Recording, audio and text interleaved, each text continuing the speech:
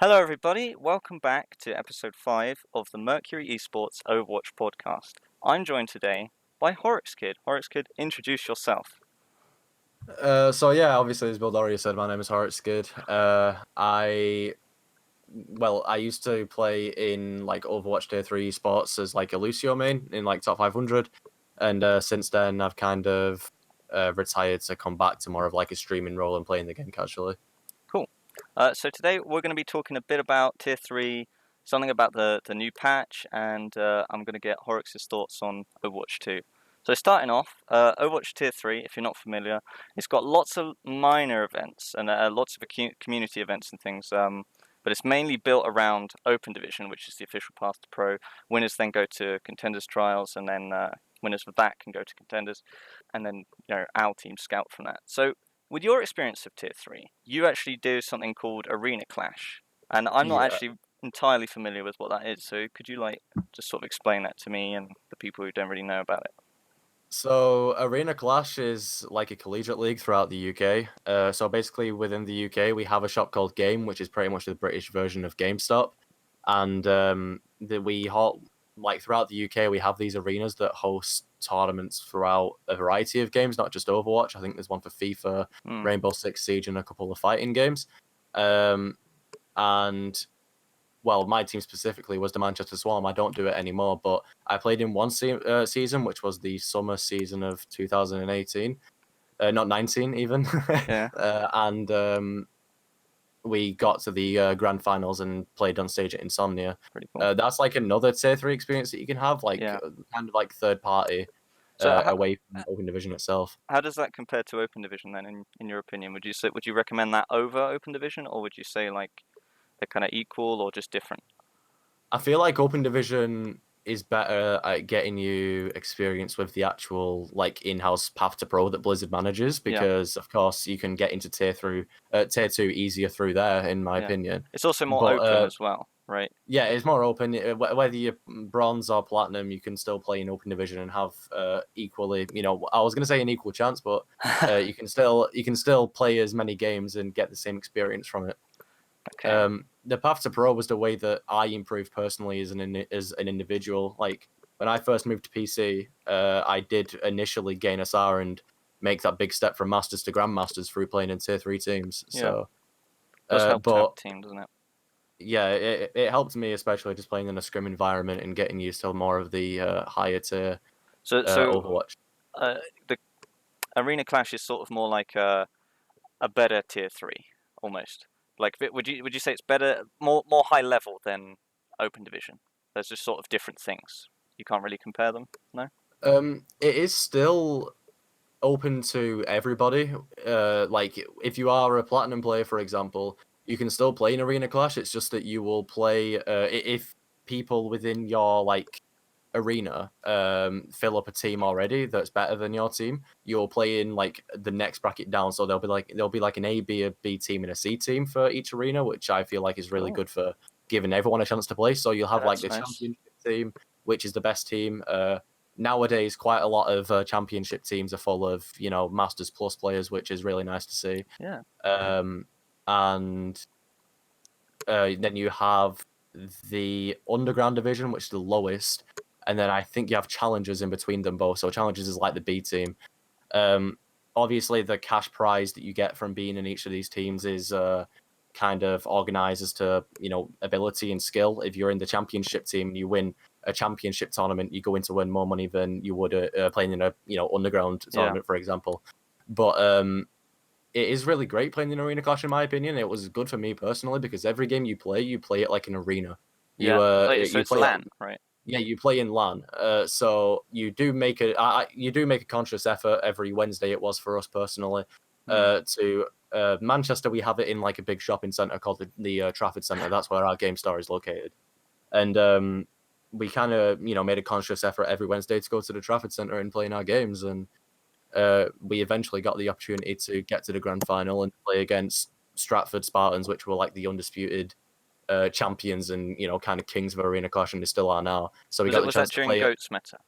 It was just when we started off the season, because the season was actually really long. I think the season was something ridiculous, like 8 or 9 weeks long. It was a really long season. Hmm. I might be wrong about that though. It's somewhere around that time frame. Sure.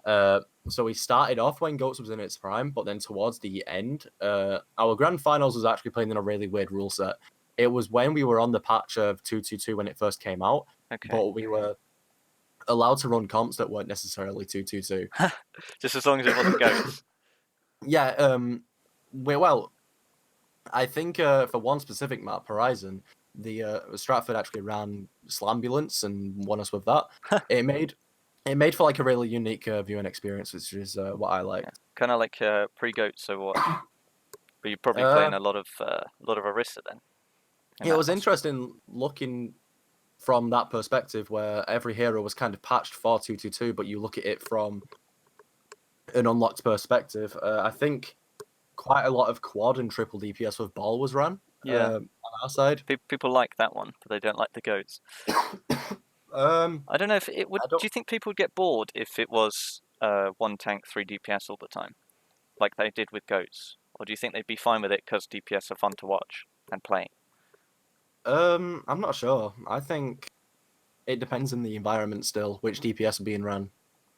Like when you talk about talk about DPS, yeah, you could have like really quick DPS like Tracer, Genji, Doomfist, and then you could have DPS like I'm talking like Sib, Tor, Bastion, you know.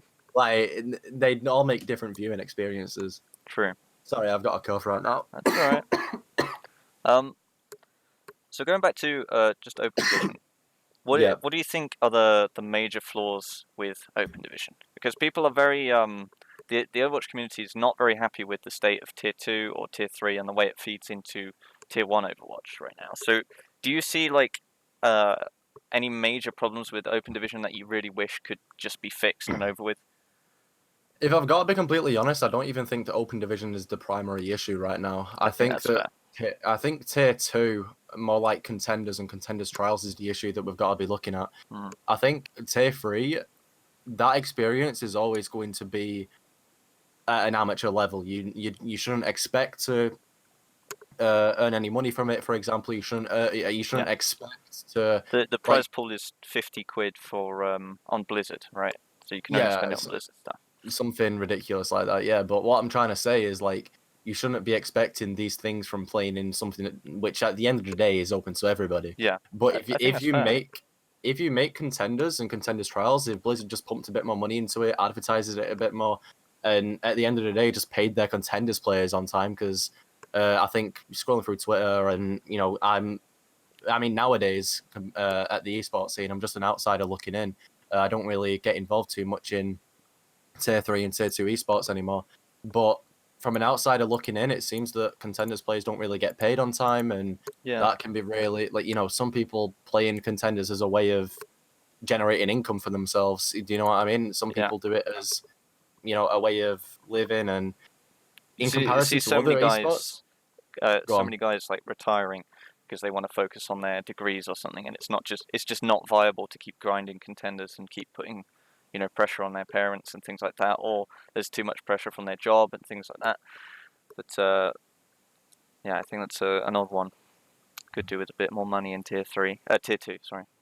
Yeah, I feel like I said, Tier 3, it's always going to be an experience where it's just amateur, and people are trying to better themselves and eventually get to that Tier 2 stage where it is professional, Like, when I was playing on Arena Clash, the teams were pretty high level when you got to the end of group stages and you got into the final playoffs, and we did play on stage in front of 2,000 people and all that cool jazz. But I never thought of myself as a professional Overwatch player. I thought of myself as a semi-pro, maybe, as somebody that can, pull off these things, but I only necessarily think of myself as a professional if I'm earning sustainable income. Yeah, if I'm earning sustainable income, which, I wasn't. And I don't think many people can unless they're in very high Contenders or in Overwatch League itself. But in comparison to other esports, like, I know that quite a lot of my viewers know that I like to play a bit of Fortnite, right? And I'm only just using it as an example. I'm not bringing it in when... Fair comparison, better. I'm only using this as an example. Yeah, fair enough. Epic Games, they have a lot more money to spill into Fortnite just because of the big phenomenon that it became over the past 2 or 3 years. Yeah.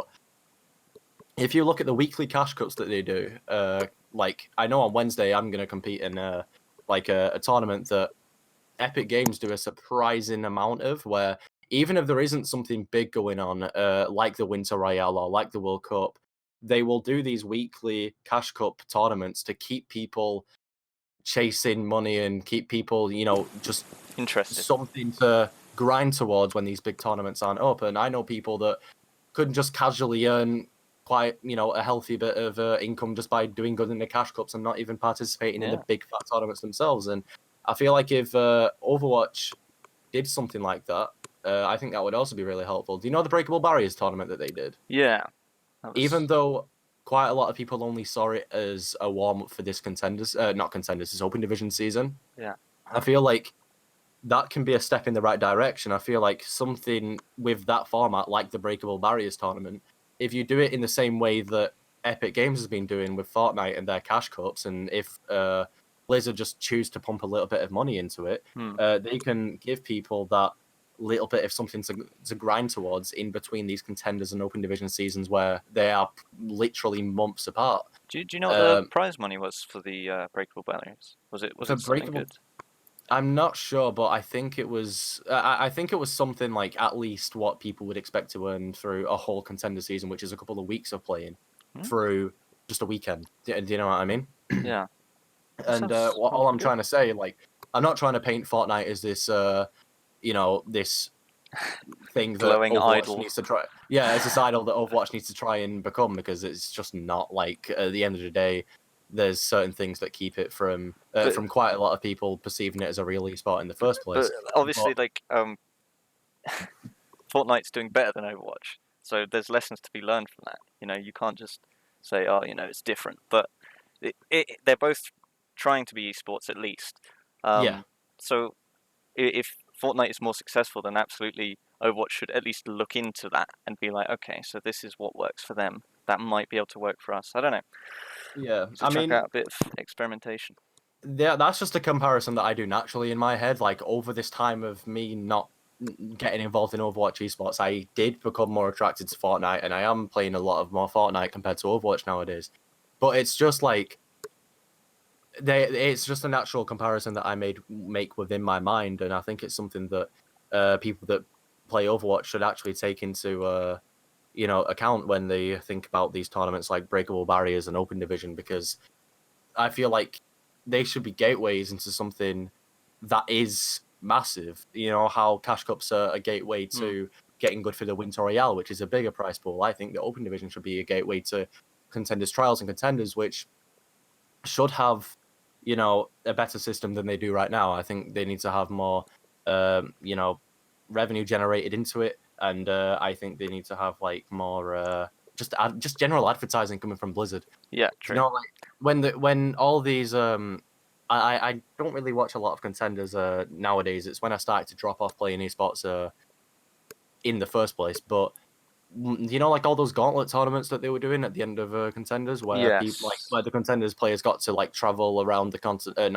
around there. I think it was they did their own regional finals, and then the people who won those got to go to the gauntlet, right? Yeah, I think even on the gauntlet itself, there was no official tweet from like Overwatch themselves or something like that to say, guys, the gauntlet is happening, go watch it. It's meant to be hyped. Like, and they haven't got as many sponsors for the gauntlet as they did for Overwatch League, and I just think that's something that's I think the gauntlet should be seen as an equal level at least to the Overwatch League playoff. It should almost be like contenders should be more of a part of Overwatch League rather than its own separate thing. Like at the moment in Overwatch League, it's like every team is really, really good, right? And if you have bad players, you're just considered like worthless. You know what I mean? There's no room for teams to have bad players right now, because if they do, the whole staff gets fired, all the players get fired, and then they bring in a bunch of new people. If they had like 40 teams in Overwatch League or something ridiculous like that, then there'd be room to have bad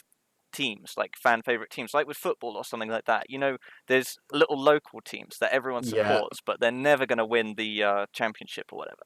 I was just like about to make that comparison. I know I carry on making comparisons within my head, right? But I was just about to make that comparison because I'm a big football fan. Really, I do like watching football games and stuff.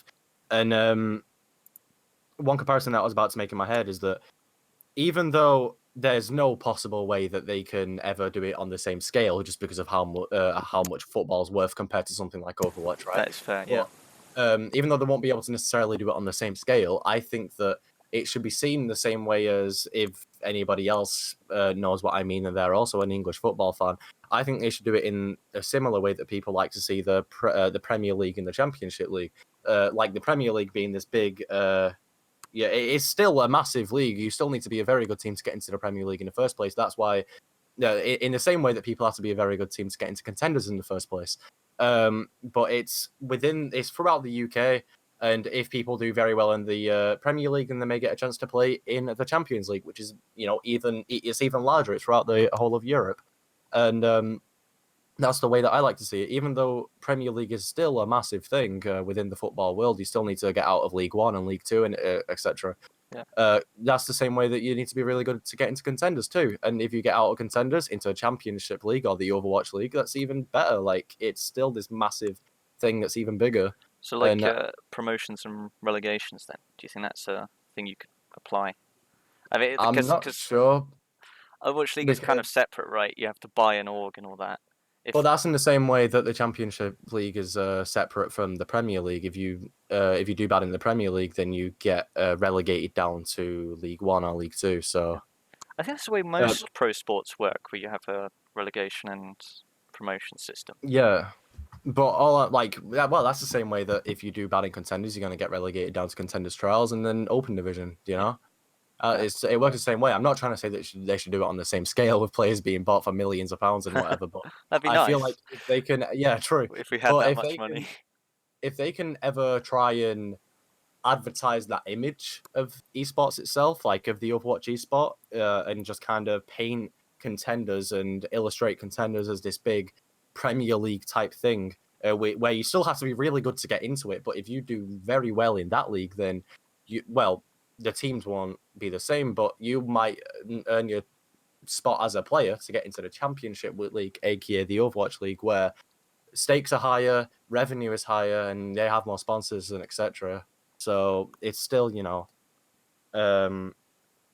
like I'm saying, I don't think they should be able to do it on the same scale, but at least try and illustrate Overwatch contenders as that thing and give it the attention it deserves. Advertise it, pay the players on time, stuff like that.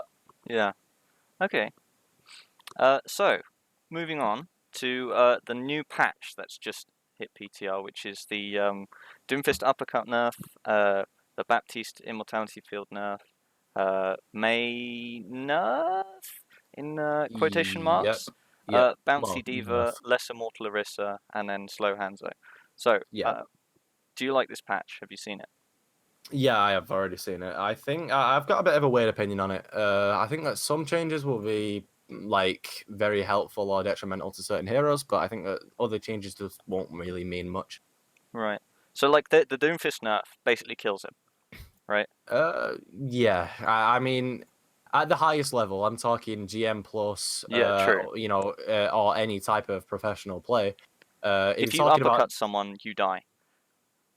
I'm talking about, like, if you're playing in lower leagues, maybe lower ranks. I think Doomfist might still be helpful, where people can't properly counter a Doomfist. Like, I'm using the same analogy. Do you know how Reaper used to be before 222 came into? Yeah. Well, not even 222 really. Like before he got the TP buff.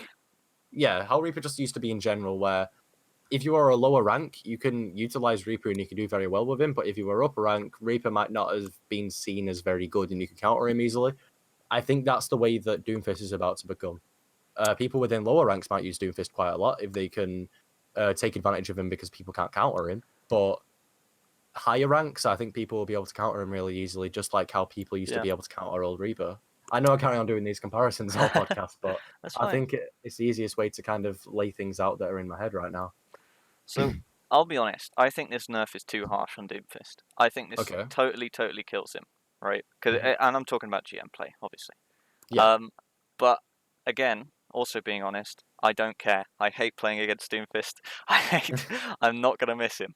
I actually, I really enjoy playing Doomfist. I know it's kind of like a guilty pleasure of mine, to be honest. I got the golden gun for Doomfist. I've played him, obviously nowhere near as much as I've played certain other heroes, but I do enjoy playing Doomfist, even if it's just something as simple as playing it for deathmatch or playing it in the high masters games that I do, or low GM games that I do for my DPS games. But I do enjoy playing Doom, and it's going to be kind of sad seeing him fall out of the meta for myself. But you got to remember that there's going to be people that are playing at quite literally a professional level and going to be trying and make him work. Well, they might just farm the punch and then use uppercut and slam to get away, which is what they were doing in the Doom Reaper meta, right? Where they would just pull, punch, uppercut, and then E out, just on a cycle. So that technically would still be viable in the same circumstances. Obviously, the meta's moved on a little bit since then. What do you think of the BAP nerf? I can't really see it making too much difference, just the immortality nerf.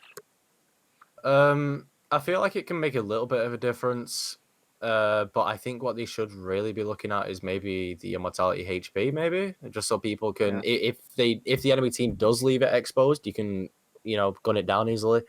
I think that reducing the HP from 8 to 5 is still a bit meh. Do you know what I mean? It's a step in the right direction, sure, but I don't think it's enough. Do you think he should still be able to do 75 damage per burst? Or potentially 150 damage per burst? His damage, what do you think?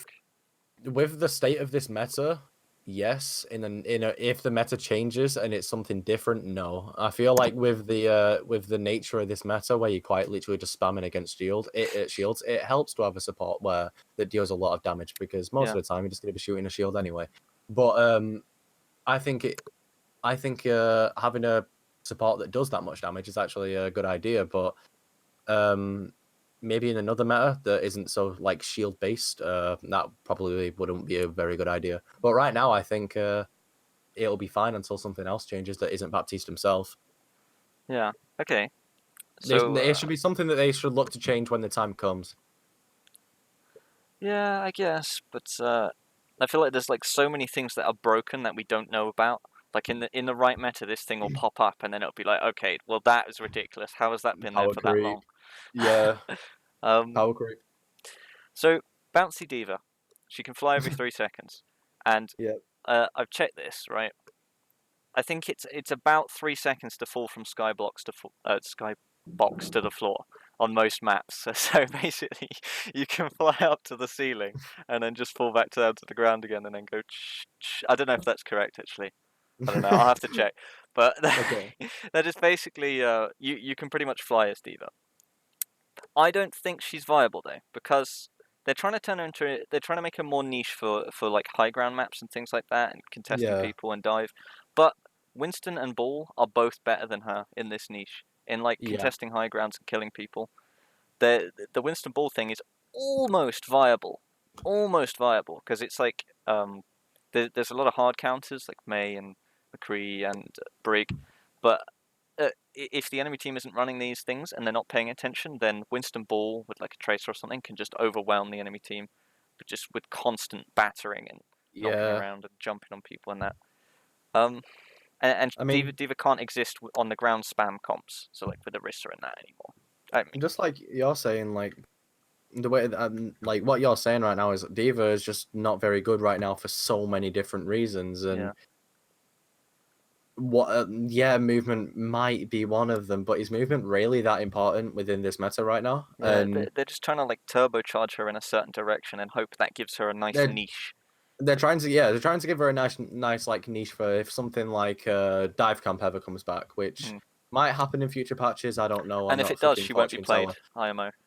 Yeah, if true, especially in the state that she's in right now. I feel like they should probably look at something different rather than mobility. Yeah, but we had D.Va for so long now that basically there's sort of loads and loads of off-tank players who are D.Va one-tricks. And they're looking a bit sheepish, a bit worried right now, because D.Va's not relevant. I feel like her niche should not be her mobility. That's Winston's niche, that's Ball's niche. I feel like her niche should be defense matrix. It always has been. But then it comes back to like, why would you run a Sigma if defense matrix is really strong? True, but then why would you run D.va when Sigma is very strong? Just Exactly. like what's They happening right exist in now. the same niche. Just like what's happening, yeah. Either D.va is a worse Sigma, or she's a worse Wrecking Ball, or worse Winston. True. She's not different enough, I don't think. Even though she is like completely different, she fills the exact same role as either of those characters, depending on where she is.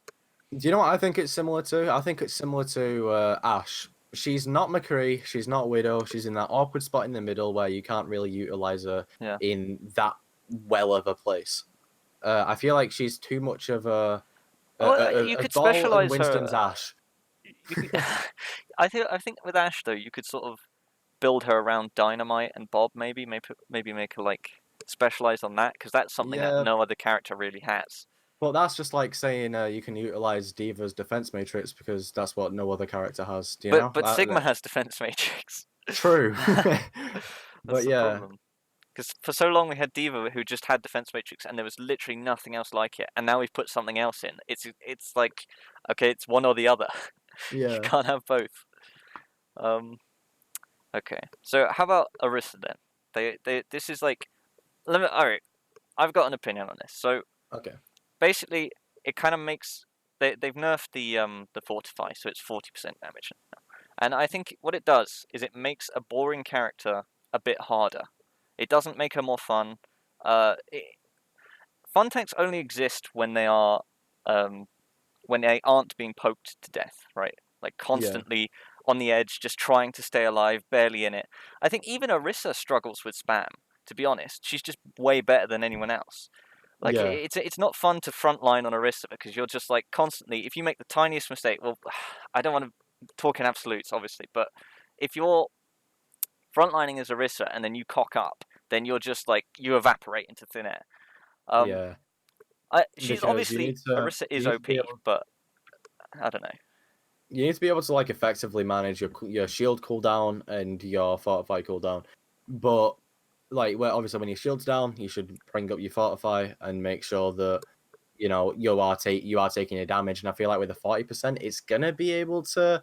Yeah. You are going to be able to feel it as an Orisa player that's on the front line, like you say. But I feel like with this nerf, of all the things that needed nerfing, like her damage, her survivability, this is the one that reduces quality of life the most while still leaving her viable. I think if you nerfed her damage, then like things would feel so much better, or like nerfed her halt somehow.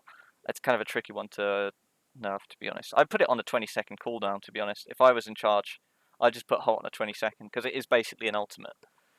I think that halt should get a significant like nerf, and I think that fortify is fine as it is. I think that fortify doesn't really need to be changed. If a good player that a good Orisa player knows that they need to manage fortify and shield cooldowns. When their shield is down, you should use fortify, protect your team with your body, basically, in this current meta. And that's just going to make that simple job harder to do, which can be seen from multiple different angles. But I just feel like you said, it's the halt and the damage that needs to be looked at, not the fortify. Orisa Sigma, right? Orisa, if she halts someone, she can pretty much insta-kill them. Yep. If she gets them in the right position, or if they're like discorded or something, like it's pretty easy to kill someone like that. And then Sigma, he can two-shot people. So we've got these two tanks, right, that are both super spammy, because Orisa has a ton of ammo, and Sigma doesn't have to reload. They can constantly be firing, and they also do tons and tons of damage as well. It's ridiculous. There's no reason for Sigma, who has defense matrix, a barrier, 400 HP, an ultimate that's insane for C9ing people and getting kills. We don't need him to do that much damage. We don't need Orisa to do that much damage either. Like, she's kind of... Make her a tank. Make tanks tanky. You know what I mean? I don't know. But then again, like, if you make tanks that tanky and you're just looking at doing a tank's job and that's it, then is that enjoyable on rank? Yeah, is that enjoyable on ladder? I guess there's so many different things that you can look from. I think Orisa's fun when she's not meta. Because I used to enjoy playing Orisa back when like Goats was the thing, and you go, okay, well, first point, I'll just play some Orisa, that'll be fine, I'll just chill. I used to remember watching like In my opinion, obviously you have a couple of like godfathers of like Orisa gameplay. One of them, in my eyes, was XQC. I'd go on to XQC's stream, and obviously half of the time he'd be playing Monkey, but the other half, he'd be playing Orisa when Orisa was practically unheard of, and he'd be able to use Orisa in certain ways that kind of fascinated me in a way, and I wanted to get good at Orisa. Obviously, I never managed to pull it off even to this day. But I remember watching XQC's stream when Orisa wasn't that good and just thinking, like, she had a niche that was special and you could Yeah, utilize it in a certain way. first But point nowadays, defense. it's just, It's everywhere. It's too much. yeah, it's everywhere. Too Too much of much, anything yeah. can make you sick. Cheryl Cole. Um, so just finally, Hanzo slower arrows back to before they buffed the arrow speed. Yeah. Same speed. Just makes him worse at long range, which I'm fine with, to be honest. I don't think it's going to change Hanzo too much in this Yeah. meta. He's just until you change Storm Arrow, for example, or just in general. Like I don't really know what you can change about Hanzo, to be honest. I think the meta needs to be Well, you could changed nerf around his him. lunge, because that's really Yeah, strong. You I try think the jumping meta on a needs to be Hanzo. changed around him Yeah, maybe. because But I don't think he needs to in do one shots at max range. Like, I don't think we need that from a Hanzo. true, but then again, like Hanzo in this meta is quite literally used for mainly spam. You know, just bringing down the enemy shield and trying to get off a couple of headshots whenever you can and a bit of extra damage. But it's mainly, you know, heroes like Widowmaker that are used for that, you know, one-shot potential. Yeah. But Hanzo's We just don't very need good a for hero spam. that can spam down a shield and then one-shot all your squishies when it's gone. We don't Yeah. need that. Should be one or the other. Hanzo's a weird one for me. I don't think the arrow projectile speed is going to change anything. It is definitely going to make kills more rewarding, though, and it's going to make him feel different from every other hero. I feel like Hanzo might have become a bit too similar to an Ashe or a Widow. It felt He's hit scan basically to hit me. scan, yeah. Yeah, All the but hit scan players play him. now that all of his you know, projectiles are going to feel like what his floppy arrows feel like right now, I feel like it's going to make him feel different. Obviously, harder to use, but I think all the good Hanzo players are still going to be just as good as him. And right now in this meta, his lunge is still good, like you said. So why would he get any worse? And he's still going to be good for spamming shield. So Hanzo's still going to be in an amazing place after Dispatch, in my opinion. He can still win a duel at any duel in close or medium range. Now it's just a bit harder to win a duel at max range, Yeah. long range. But then again, if you look at Widow counters, who do you think instantly? Hanzo, maybe, in the current meta. Obviously, in the past, you might have thought Genji or Tracer, but we know what happened to them. But now we have Sigma. True, you can just block them out of a shield. But if you want to kill the Widow, people usually feel like Hanzo's the best way to do it.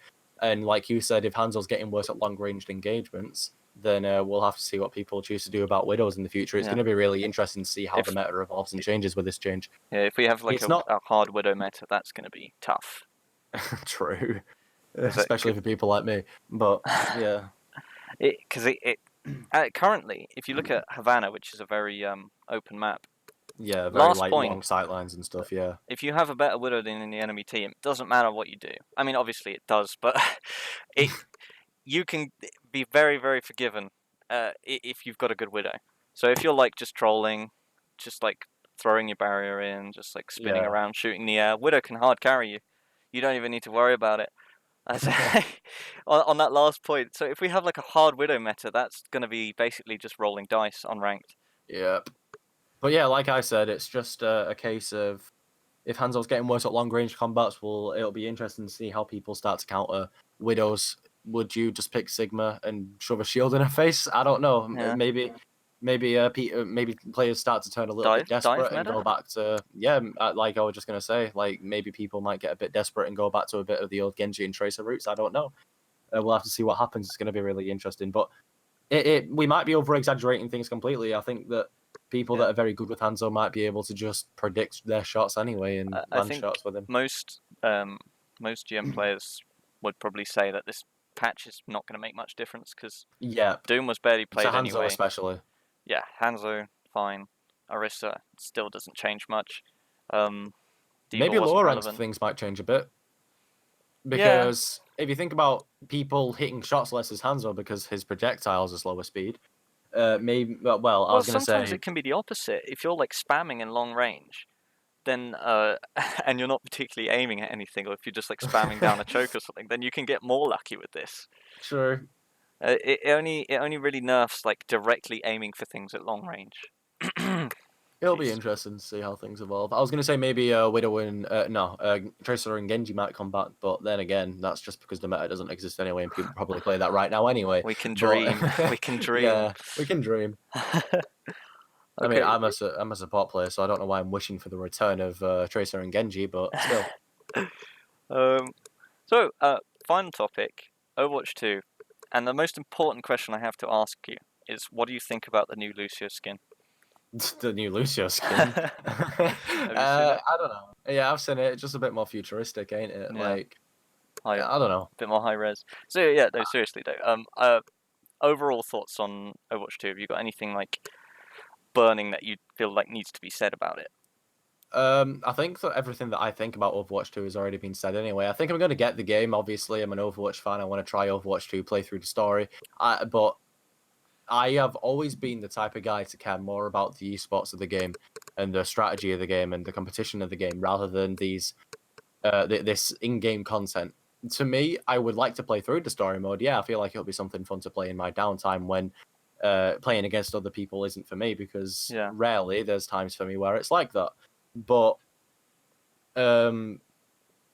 I don't care about skins, events, anything like that. Whenever a new event comes out, like Summer Games or Winter Wonderland, I simply don't care because it's skins that I don't care about in game modes and stuff that probably haven't been changed within the last year. But if it's a competitive twist onto something, then that's when I start to enjoy it. But I feel like Overwatch 2, to me, I'm going to be a lot more interested in the new heroes, how they affect the game, Yes. the UI changes, and just I'm going to be a lot more interested in just quality of life changes because, like I said, the PvE aspect of the game, it's going to be fun every now and again when I want a little bit of downtime from things. Yeah. But I don't really care for content or stuff like that about the game. I care about the esport. I care about the competitive aspect of it and the mechanics of the game, not the content and the skins. Do you think it will revive interest in the game long term? Like, I think obviously there'll be a short burst in interest, but I think it will revive the game in the casual aspect, and I think it's needed something like that for a real long time. yeah. If you think about the last time that Blizzard made a conscious effort to revive the casual fan base, when was this? Like, when was the last time an event has actually been properly updated? Like, probably last Chinese New Year, something like that, wasn't it? Chinese New Year event. Yeah. The first Chinese New Year event was the first properly fresh Overwatch event. How long ago was that? 2017. Like, it's almost like instead of putting out a bit of content, a bit of content, a bit of content, they're like holding it back, and then they're going to put it out all together, and like, hey, look how much work we've done, and it's actually the exact same amount of work. Yeah. But I don't know, like the small little things, like I'm saying, oh, when's the last time? Like, I know a couple of things people are going to be thinking in their heads now. Why am I talking about 2017 being the last time an event was updated when I just said I don't care about events? I think it's good for the casual aspect of the game, and and you need the casual for the esport to exist. Yeah, exactly. When the big, like, I don't know, content drop comes out, like something as massive as Overwatch 2, the casual fan base will come back, and I feel like that's a good thing. And like you said, in turn, it'll make the esports a little bit larger. You don't need to have a conscious, interest in the esports to make the esports bigger. As long as you play the game and you play the story mode, and just in general, more people are playing the game. It does help the esport grow. Yeah. Well, the more people, even if the percentage stays the same, then more people, the better, because then that tiny percentage that's interested in it, or maybe not a tiny percentage, but whatever percentage it is that's interested in esports will increase anyway. Not the percentage, but the number of people. Why am I talking about percentages? Well, don't they say that between now and the time of Overwatch 2 coming out, which will be like sometime in August or something, I'm not sure. Yeah. Well, there was a leak that said it'll come out in 2020. In 2020, okay. Well, there was a leak around BlizzCon time that it will be around August time. So I just continue to believe that because I haven't been given anything Yeah. interesting to or different or different to think. But all I was thinking is like, what isn't there supposed to be like 1 or 2 extra hero drops between now and then like 3 new heroes when Overwatch 2 comes out? Like, Yeah. I'm going to be a lot more interested in how that affects the game itself and the meta and the quality, and just in general, the more quality of life changes that are going to come out with the new UI and interface and stuff. You know, I'm And going the to be a lot more new game interested mode in looks good, to be honest. that. Sorry. Have you seen the new game mode, the push thing? True. I actually forgot about that altogether. I'm very interested in that. That looks like because it's a symmetrical game mode like Control, which means obviously you can't draw on it. I think there's only 1 round played as well, which is totally unique among True. It's a lot quicker. and Kind of unless fast-paced. it's more like Control and there's 3 separate maps, but it didn't look like Yeah. that at BlizzCon. The thing is, for me, it'll take Overwatch 2 to come out and for people to actually be playing an Overwatch 2 for a couple of weeks for them to actually tell what's a good comp push. If you think like you just said, it's such a unique game mode. Yeah, and your spawn's going to be moving around all the time, surely. Yeah, with spawns moving around and the robot moving around a lot. If you think about Bunker with a Bastion, for example, the amount of times you'll just need to get up, move, set up again, get up, move, set up again, it might not make that comp very good. So, but Well, if you think about any because it's not like a payload, you can't just set up on it. It's a big wall yeah, and exactly. a big bot. But if you think about even if you're trying to defend from it, like you will need to move because it's going past you. You know, And you can't can't, exactly... as a casual player, just look up a guide of, oh, where should I defend? You actually have to think about it. I mean, You obviously, have it's to going think to about it on the spot. it's a bit easier for GM players because they sort of actually have game sense. No offense, but to lower level players. But yeah, because normally on like a 2CP map or something like that, you just go, okay, so these are the spots you want to look to defend in. But on a map that's True. constantly moving like a push map, then you don't know where to set up. So yeah, I'm excited for that. I'm excited for Overwatch 2. True. On escort maps, there are a couple of different alternate ways that you can defend from. Like if you think about Route 66, for example, when it was a brawl type meta like Goats, a lot of teams would like to start off defending from into the tunnel so they can initiate or in the train to initiate a fight as fast as possible. If you think about the meta now, or the meta, well, like most metas that have been existing within the past 2 or 3 years, a lot of people like to defend from on top of the gas station. You know, like there are different locations you can defend from. Well, there are different locations that you can defend from on escort maps. If you think about Havana, you can defend from the spawn, or you can defend from the first high ground bit. Yeah. Like or the first corner. Yeah, or the first corner as well. Yeah, that's another one. Like there's so much thinking on the spot and improvising that you can do depending on the comp that you run. But you can get into a rhythm on maps like that, but with push you can't. And if you're thinking about push, it's going both ways. Like you've got to run a mobile comp, but at the same time something that can... I don't know. I don't imagine high ground's going to be particularly strong in push. Because you've got to be able to get down onto them quickly, don't you? Yeah.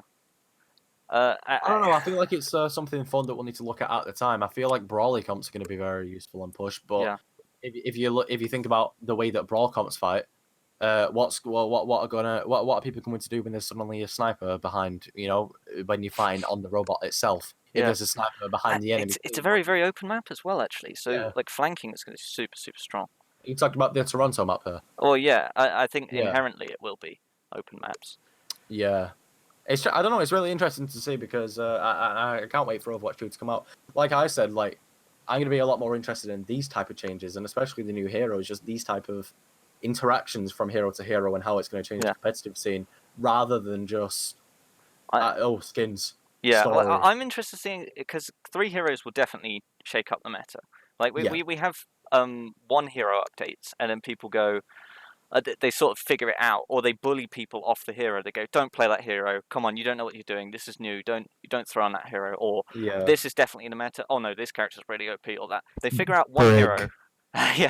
They figure out 1 hero really, really quick. But if you have 3, then people have no idea what's going on. And at the same time, you've got to remember that it took people quite a long time to realize that Sombra was to be used for getting ultimate charge from health packs, and then that's when Sombra started to get really good. People would just start farming her EMP from health packs, so you can get she was practically ran as a second spot at the time, wasn't she? Like Yeah, Sombra started to get good. Chips Hagen and Rujo Hong and people like that would run the Yeah. Sombra. Like people, Sombra started to get good after a couple of months of her being out, when people started to realize that you can utilize her as a second support and just farm her EMP through health packs. It took people a really long time to realize how good Anna was with her. Where like people knew that Anna had a really good healing output, okay, but she started people off insanely broken though, and people didn't realize. Yeah, like they did buff her, but even at the start she was still super strong. People always knew that she had good healing output, but people never thought that, oh, you could just put it with tanks.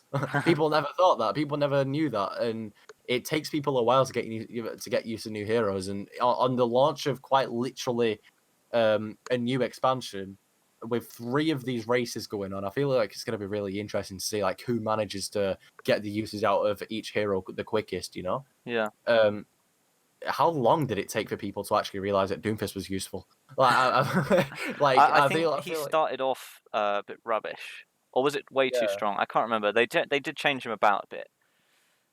You'd have the odd guy or two, you know, like Brandito or Chips are kind of, you know, doing his thing, but quite a lot of people didn't really understand the niche of Doomfist at the time. They didn't really know his combo. They would like uppercut in, then use the seismic slam to punch someone. That was the old combo, the original. Moira never really was good until she was kind of placed into the meta with goats and stuff. With Slambulance. Yeah, I feel like she never really was good with until people started to realize the potential and she was put into the meta. They started off with Moira trying to make her into a like a big group heal, AoE heal character, but now they're trying to turn her into a character that's unkillable rather than a big group heal thing. Well, I just break 2.0. Well, like someone you can pick against dive and just live, that kind of thing. Yeah. But she's a bit pathetic right now on healing. At least for her utility. It's going to be really fun to see how people realize the potential of these new heroes and stuff. Yeah. So, final question. Are you going to be streaming Overwatch 2, and are you going to be streaming the PvE, rather? We'll have to think about that when it comes. I'm not sure. I'm not sure. Okay. Everything's all over the place right now, so I'm not sure. We'll see. All right. Well, thank you for joining me. All I know is that unless something crazy happens, I'm just not going to get involved in esports again. Anything else is open to whatever I feel like, yeah? Okay.